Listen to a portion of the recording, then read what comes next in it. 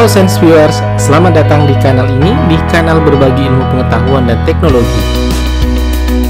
Nah, pada sesi ini sangat spesial karena kita merayakan 17 Agustus ya untuk negara kita.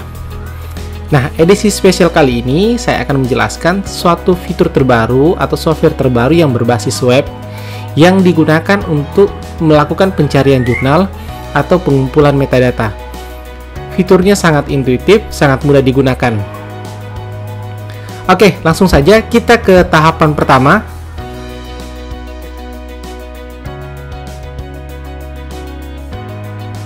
Ketikkan di browser Anda Dimension AI ya. Nah, akan muncul seperti ini hasil pencarian pertama. Kita buka situsnya ya.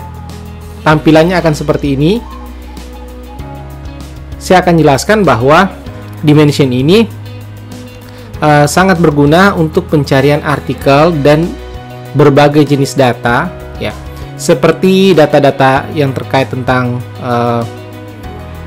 pemberian pendanaan, dataset, publikasi, kemudian dia akan menghasilkan juga online mention, kemudian data-data yang terkait clinical trial, kemudian dia juga mampu memunculkan data-data yang tergolong paten, kemudian dokumen kebijakan ya.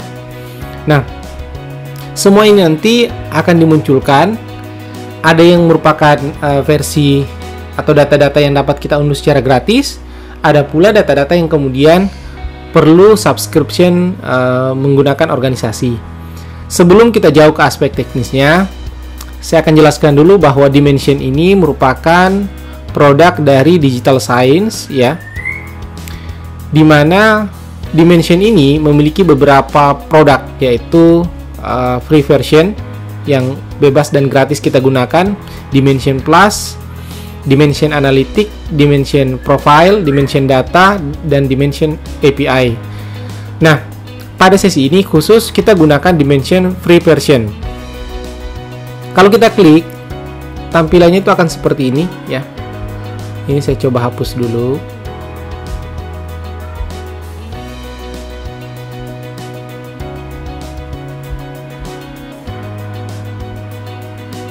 Oke, begitu kita buka, tampilan Dimension akan seperti ini.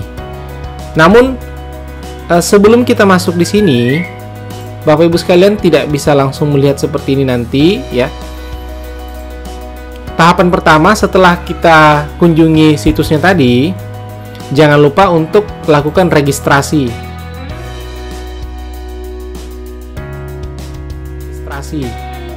Nah, registrasi nanti Bapak Ibu sekalian silahkan masukkan emailnya, lalu ikuti tahapannya, dan nanti ada notifikasi yang dikirim ke email ya. Di sini saya coba untuk email yang saya sudah buat.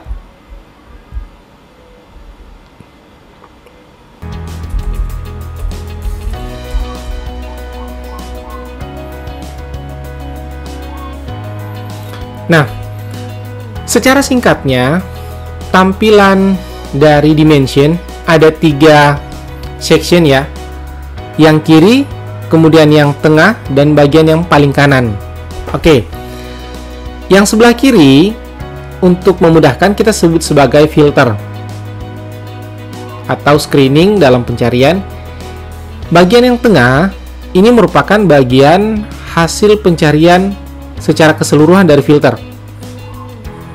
Kemudian bagian yang paling kanan, yang ini analytical view, adalah summary-nya. Bisa berbentuk grafik, bisa berbentuk data kuantitatif. Oke, apa sih bagusnya Dimension ini digunakan ya?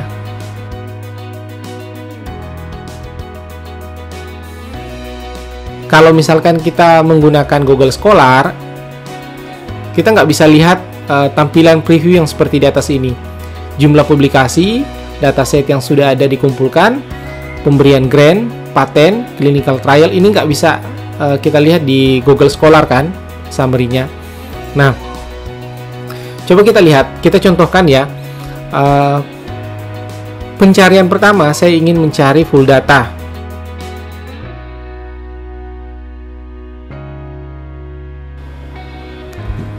kita ketikkan kata kunci, misalkan sekarang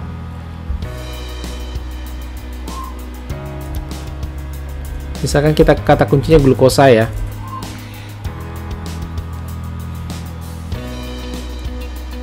Kita bisa masukkan kata kunci, juga kita bisa masukkan pencarian abstrak. Oke. Nah, di sini ya dimunculkan ada 5.437 publikasi. Ada 4 paten yang terkait dengan glukosa, clinical trial ada 1, dan dokumen polisi ada 1. Nah, yang bisa kita dapatkan di sini adalah publication dan beberapa dataset. Namun ini kosong ya. Oke, kita lihat sebelah kiri dulu publikasinya. Di sini kita bisa filter. Tahun 2020 publikasi itu ada 486. Tahun 2019 ada 1000 lebih, 2018 1000 lebih, 2017 700 lebih. Biasanya kan kalau kita menulis tesis atau disertasi, minimal kita mencari literatur yang 5 tahun terakhir. Nah, ini kan repot kalau kita gunakan Google Scholar karena tidak ada filternya. Tapi kalau yang ini,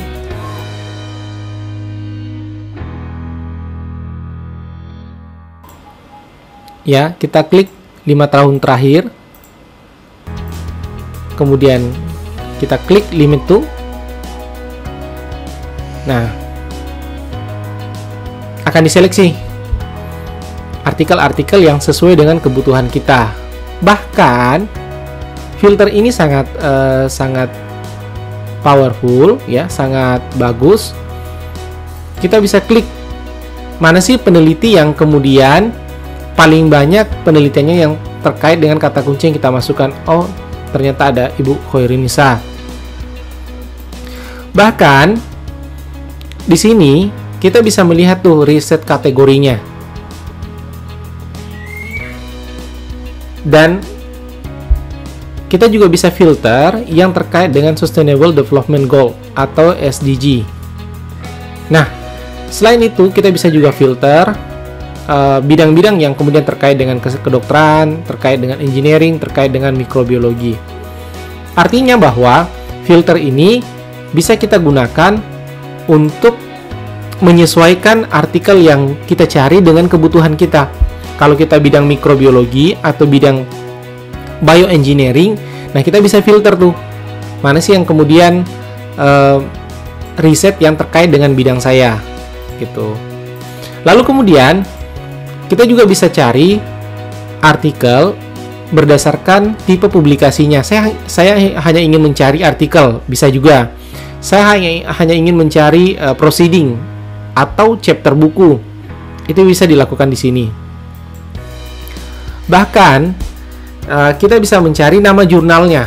Ternyata dari Saripedia ada 108, dari Jurnal Kesehatan Andalas ada 67. Ini kita bisa filter sehingga yang di tengah ini nanti akan terseleksi bagian yang kemudian kita tidak butuhkan. Bahkan kita bisa melihat ya, mana sih kemudian jurnal-jurnal dari 3.955 ini yang kemudian telah diindeks, telah tercantum di dalam DOAJ atau tercantum di dalam, terindeks di dalam PubMed. Itu bisa kita bisa seleksi, misalkan ini ya, PubMed dengan DOAJ. Oke, klik limit to. Nah, ini ada 1655 ya, berkurang sesuai dengan kebutuhan kita. Nah, yang paling bagus dari fitur ini adalah kita lihat ya, di sini ada close itu artinya artikel yang kemudian kita tidak bisa akses.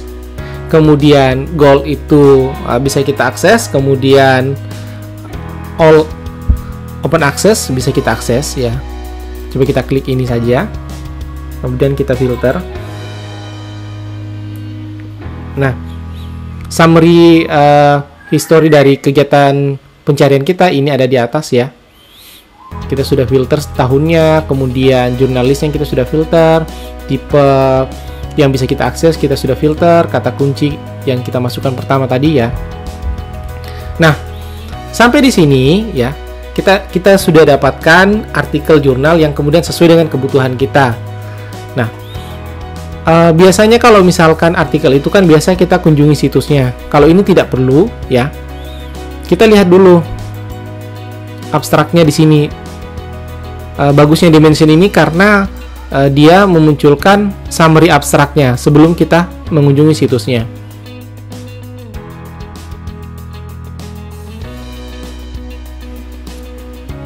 Kalau sesuai baru kemudian kita kunjungi situsnya ya. Kita bisa lihat di sini. Misalkan ini kita bisa lihat lagi ya. Seperti ini. Oke. Nah, setiap artikel ini telah dicantumkan fitur-fitur di dalamnya seperti citasinya ya. Profil citasi singkatnya kita lihat telah disitasi 2 kali, kemudian citasi yang ada saat ini 1, kemudian kita lihat ini adalah tombol menuju ke artikel jurnalnya nanti, kemudian kita punya juga diberikan juga tombol untuk menyimpan ke library dan menambahkan ke ORCID kita kalau memang ini adalah artikel atau bisa kita simpan ke dalam library kita. Nah, bahkan di sini kita bisa sorting. Ini ya, kita bisa sort. Yang relevan, ya yang sekarang ditampilkan itu adalah tampilan yang relevan dengan pencarian kita. Tanggal publikasinya, RCR-nya, FCR-nya, citasi tertingginya, dan Almetric Attention Score. Coba kita lihat ya, citasi tertingginya. Nah, ini posisi nomor 1 adalah citasi tertinggi. Citasinya sebanyak 24 ya.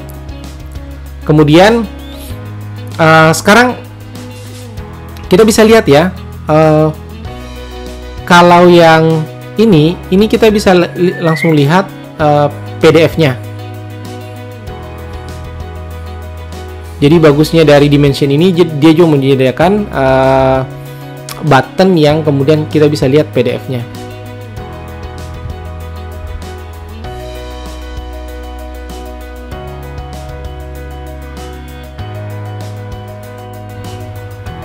Baik, tampilan jurnalnya akan seperti ini. Kita lihat artikelnya dari MDPI.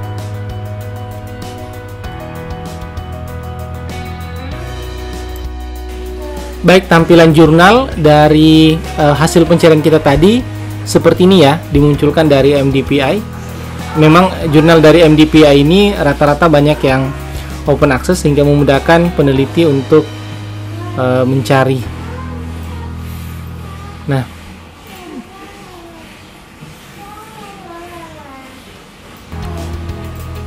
kita coba artikel yang berikutnya.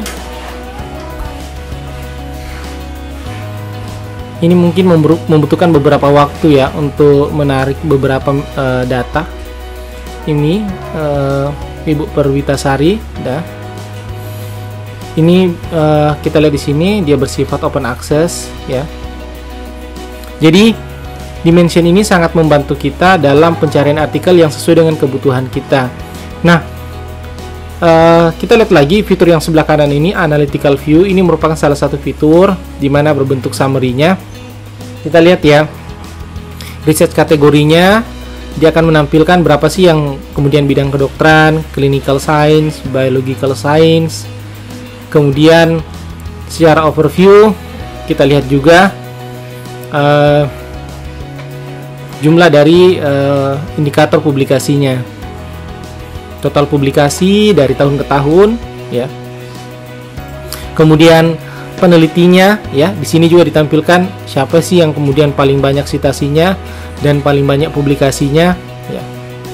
Kemudian di sini kita juga bisa melihat nama-nama artikel jurnal yang berkontribusi terhadap kata kunci yang kita berikan tadi. Viewers sekalian, sebagai tambahan, hasil dari pencarian kita yang ada di kolom tengah ini dapat kita simpan ke bentuk Excel. Nah, seperti ini ya. Pastikan di sini XLS, kemudian klik export. Hasilnya itu ada di export center ya. Nah, ini kemudian kita bisa unduh.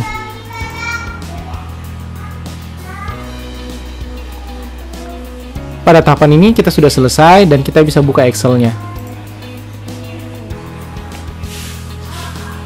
Baik, viewers, demikian tutorial dari sesi Dimension ini. Kalau viewers kalian punya pertanyaan, silahkan tinggalkan di kolom komentar, dan sampai jumpa pada edisi berikutnya.